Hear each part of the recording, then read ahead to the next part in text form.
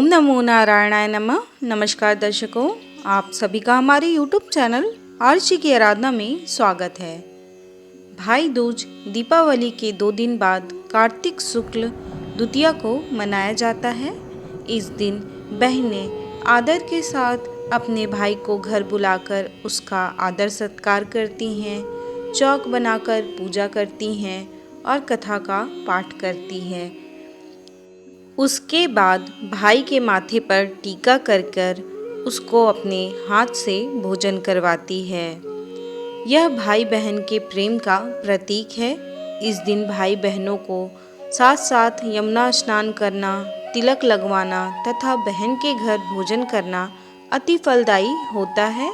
इस दिन बहन भाई की पूजा कर उसके दीर्घायु की कामना करती है, हाथ जोड़कर यमराज से प्रार्थना करती है। इसी दिन यमुना जी ने अपने भाई यमराज को भोजन कराया था, इसलिए यह यम द्वितीया के नाम से भी जाना जाता है। इस दिन श्रद्धा भाव से स्वर्ण, वस्त्र, मुद्रा आदि बहन को भेंट में देना चाहिए। तो आइए आप और हम मिलकर श्रवण करते हैं भाई दूज के पावन व्रत की कथा को। सूर्य भगवान की पत्नी का नाम संज्ञा देवी था। इनको 2 संतानें, पुत्र यमराज तथा कन्या यमुना थी।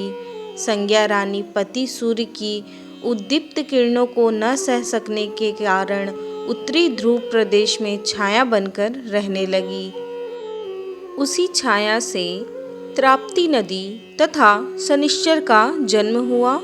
इसी छाया से अश्विनी कुमारों का भी जन्म बताया जाता है, जो देवताओं के वैद्य भी माने जाते हैं। इधर छाया का यम तथा यमुना से व्यवहार खराब होने लगा।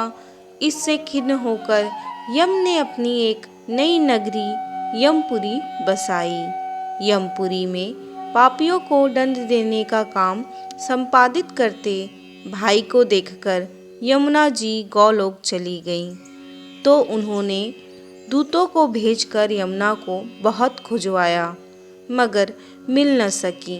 फिर स्वयं ही गोलोक गए, जहाँ विश्राम घाट पर यमुना जी से भेंट हुई। भाई को देखते ही यमुना ने हर्ष विभोर हो स्वागत सत्कार के साथ भोजन करवाया। इससे प्रसन्न हो यम ने वर मांगने को कहा।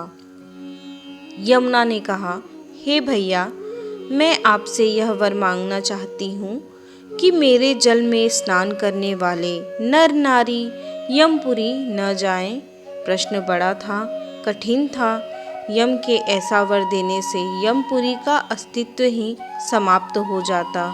अतः भाई को असमंजस में देखकर यमुना बोली, आप चिंता ना करें, मुझे यह वरदान दे दें कि जो लोग आज के दिन बहन के यहाँ भोजन करके इस मथुरा नगरी स्थित विश्राम घाट पर स्नान करे, वह तुम्हारे लोक न जाएं। इसे यमराज ने स्वीकार कर लिया। इस तिथि को जो सज्जन बहन के घर भोजन नहीं करेंगे, उन्हें मैं बांधकर यमपुरी ले जाऊंगा और तुम्हारे जल में स्नान करने वालों को स्वर्ग की प्राप्ति होगी। तभी से भाई बहन के रिश्ते का यह त्योहार मनाया जाने लगा। प्रेम से बोलिए यमुना देवी और यमदेव की जय। कथा सुनने वाले का भी भला और कथा सुनाने वाले का भी भला। उम्मीद है आपको हमारी द्वारा सुनाई गई कथा पसंद आई होगी। अगर आपको हमारा ये कथा अच्छा लगा हो तो हमारे वीडियो को लाइक कर दीजिएगा।